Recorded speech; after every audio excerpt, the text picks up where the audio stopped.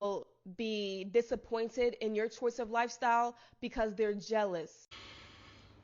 I agree with the sister wholeheartedly. She said sometimes your parents are against your lifestyle or the lifestyle you've chosen for yourself, the choices you made for yourself, the life that you live, because they are jealous of you. We deal with that a lot, especially in the black community, where, those of us who decide to reach for a different life get pushback. I saw some of this in my own family when I decided that I wanted to actually, you know what? Everything in my life.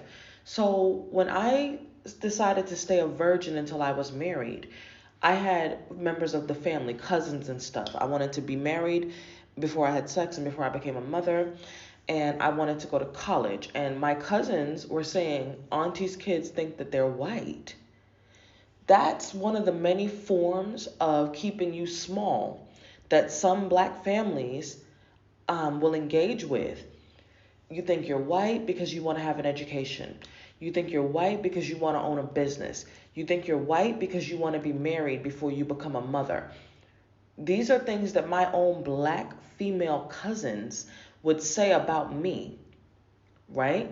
And so, I know she's talking about your parents, but your parents aren't the only members in your family that can do this to you. So I wanna honor the fact that our parents do it too. And I got a story about how my mom did it.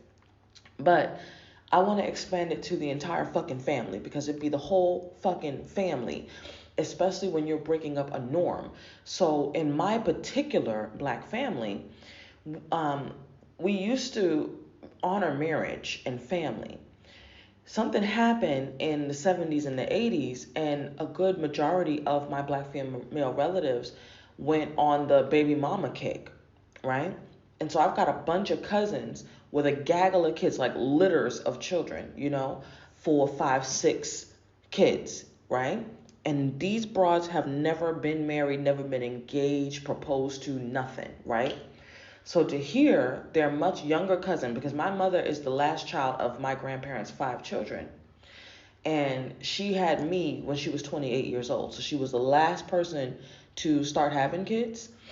And so us kids, my mother's children, are the youngest of the grandchildren and the cousins in the family. You know what I mean? From like her siblings' productions, her siblings' offspring. And so my much older cousins, I'm talking about women in their 50s, women in their 60s, women in their 40s. My much older cousins were like upset that I chose a lifestyle for myself that seemed to go against the lives that they chose for themselves. And so one of the ways that they tried to bite back at me making better choices, even though they would screed and cry out to us to make better choices, do better than they did and shit like that, they were still jealous. And essentially that's what it is. This is jealous bitch talk. So I had to think I was white because I wanted an education. I wanted to own my own business instead of this go get a good job and work for somebody bullshit. And I wanted to be married before I had sex. I wanted my husband to be my first sex partner. And I did not want to be a mother outside of marriage. All of those things got me. She thinks she's white. And I want to say, I'm glad for the attitude that I had because when people would say things like that about me, and it wasn't just my cousins, my mom's own friends would say stuff like that to her when she would talk about my plans for my life. And this is one of the ways that I feel that my mother kind of was like sabotaging me because she should have shut the fuck up and kept my goals and my dreams to her and me. I was discussing it with her as my mother, not for her to go run her mouth to every, dumb bitch who got by a nigga, right?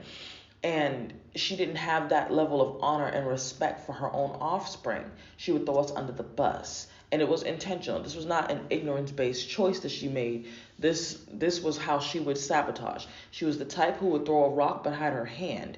And a lot of us have mothers, and some of you it's your father, but for the most part it's your mother who does this because they feel insecure by the lives that we lead. I did not want children. But I said if I was going to have children, I was going to have them in marriage. I wasn't going to just pop out babies, some baby mama. The kids don't have a father. They've got all these negative outcomes. And I'm struggling on my own to take care of the kids, right? Because as a youth, as a child, as a young girl, I really believed that marriage was like the answer. As an adult woman, we now know about married single mothers, and we know there's really no difference. As long as you having a baby by a black man, you a baby mama, whether you married that nigga or not. But I think this needs a part two because it's getting long, so part two is coming.